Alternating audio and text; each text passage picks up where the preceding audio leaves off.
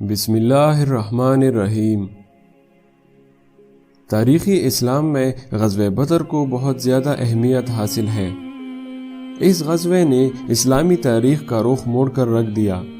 یہ بات ہمیں اچھی طرح معلوم ہے کہ مکہ مکرمہ میں کافروں نے مسلمانوں کو کس قدر ستایا، ظلم کے پہاڑ توڑے گئے۔ ظلم کا کوئی طریقہ ایسا نہ تھا جو انہوں نے آزمایا نہ ہو۔ اسلام کی دعوت کو روکنے کے لیے انہوں نے ہر حربہ اور ہر ہتھ کنڈا استعمال کیا، یہاں تک کہ جو لوگ حبشہ کی طرف ہجرت کر گئے انہیں بھی سفیر بھیج کر واپس مکہ معظمہ لانے کی کوششیں کی گئی تاکہ اپنے ظلم کا بازار جاری رکھ سکے۔ ظلم کی چکی میں یوں تو سبھی مسلمانوں کو پیسا گیا، لیکن خاص طور پر غریب اور مسکین تو گویا ان کے لیے نوالا تر تھے، ان کے گھر کی کھیتی تھے، جو سلوک چاہتے کر گزرتے۔ انہیں کوئی پوچھنے والا نہیں تھا، کوئی روکنے والا نہیں تھا، کوئی ٹوکنے والا نہیں تھا۔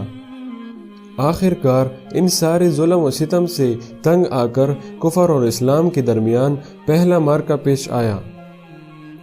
یہ جنگ 17 رمضان المبارک 2 ہجری بمطابق 13 مارچ 624 عیسوی کو نبی برحق صلی اللہ علیہ وآلہ وسلم کی قیادت میں 313 بے سر و سامان، توکل علی اللہ اور ایمان باللہ جیسی آہنی دفاعی ہتھیاروں سے لیس مسلمانوں اور ابو جہل کی قیادت میں 1000 گھڑ سوار و شتر سوار مسلح و جنگجو سرداران عرب قبیلہ کے درمیان مدینہ منورہ سے تقریباً 80 میل دور بدر نامی مقام پر ہوئی۔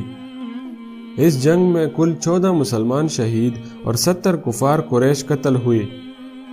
ان میں سے تقریباً 36 شیر خدا مولا علی مشکل کشا رضی اللہ تعالیٰ عنہ کے ہاتھوں انجام مرگ کو پہنچے اور 70 سے زائد گرفتار بھی ہوئے، جن میں سے صاحب استطاعت افراد سے بطور فدیہ 4000 درہم لے کر اور کم حیثیت افراد کو 10 بچوں کی تعلیم و تربیت کے عوض رہا کر دیا گیا۔ کچھ قیدی مسلمانوں کے اس شاندار اخلاق سے اس قدر متاثر ہوئے کہ چند نے خود کی گردن میں غلامی رسول صلی اللہ علیہ وآلہ وسلم کا پٹا ڈال لیا، جن میں عباس بن عبد المطلب اور عقیل بن ابو طالب شامل تھے۔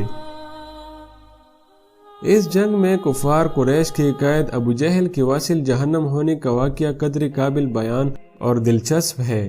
واقعہ اس طرح ہے کہ جب فریقین کے درمیان گمسان کی لڑائی عروج پر تھی، تب انصار کے 2 کم عمر بچے معاذ بن عمر بن جموع اور معاذ بن عفر حضرت عبد الرحمن بن عوف کے پاس آئے، اور ان میں سے ایک نے کہا، چچا آپ ابو جہل کو پہچانتے ہیں؟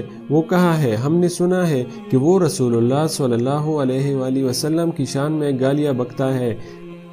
اس پاک ذات کی قسم جس کے قبضے میں میری جان ہے، اگر میں اس کو دیکھ لوں تو اس وقت تک اس سے جدا نہ ہوں گا جب تک کہ وہ مر نہ جائے یا میں شہید نہ ہو جاؤں۔ ابھی یہ سلسلہ گفتگو جاری ہی تھا کہ قریب ہی سے اس لعنتی کا گزر ہوا۔ آپ نے اس کی طرف اشارہ کرتے ہوئے بتایا کہ وہ دیکھو تمہارا مطلوب راہ مفر کی تلاش میں کشاں ہے۔ اشارہ پا کر ان 2 بچوں نے اسے گرفت میں لینے کے ارادے سے اس کے گھوڑے پر حملہ کیا اور اسے قدموں تلے لے آیا، اور قریب تھا کہ وہ ان بچوں کے ذریعے عبرتناک انجام کو پہنچے، لیکن عین اسی وقت ابو جہل کا لڑکے اکرمہ بن ابو جہل نے معاذ بن عمر کے کندھے پر ایسا وار کیا کہ بازو لٹکنے لگا۔ باہمت نوجوان نے بازو کو راستے میں حائل ہوتے دیکھا تو پاؤں کے نیچے لے کر اسے الگ کر دیا اور ایک ہی ہاتھ سے اپنے شکار پر حملہ کر دیا۔ اتنے میں معاذ بن عفرہ کے بھائی معوذ وہاں پہنچے اور انہوں نے ابو جہل کو ٹھنڈا کر دیا اور عبداللہ بن مسعود نے اس کا سر تن سے جدا کر دیا۔ جانتے ہو یہ شاندار فتح مسلمانوں کو کم تعداد ہونے کے باوجود کیوں ہوئی؟ کیونکہ ان کو اپنی تعداد اور تلواروں سے زیادہ اللہ تعالیٰ کی ذات، اس کی مدد اور رسول کریم صلی اللہ علیہ وآلہ وسلم کے ارشاد حق پر بھروسہ تھا، جس کی وجہ سے وہ کامیابی سے ہمکنار ہوئے۔ ہاں، اگر وہ اپنی تعداد قلیل دیکھ کر رحمت الہی سے مایوس و نا امید ہو جاتے تو قسم خدا کی وجود مسلم کا سورج کب کا غروب ہو گیا ہوتا۔ اللہ تعالی ہمیں کردار و عمل کی بہتری اور حسن اخلاق کے عمدہ پیشکش کی توفیق دے۔ تاکہ ہم اپنی ان آہنی اور فطری ہتھیاروں کے ذریعے زیادہ سے زیادہ دشمنان اسلام کو قائل و مائل کر کے راہ رشد و ہدایت کا مسافر بنا سکے۔ دعا گو ہوں کہ اللہ تعالیٰ شہدائے و شریکان بدر کے درجات بلند فرمائے اور ہمیں اپنی بقیہ زندگی ان کے روشن خیالات اور کاوشات کے مطابق گزارنے کی توفیق عطا فرمائے، آمین۔ امید کرتا ہوں آپ لوگوں کو ویڈیو اچھی لگی ہوگی۔ اگر ویڈیو اچھی لگی ہو تو صدقہ جاریہ سمجھ کر ویڈیو کو لائک کرو اور چینل کو سبسکرائب کرو۔ اللہ حافظ۔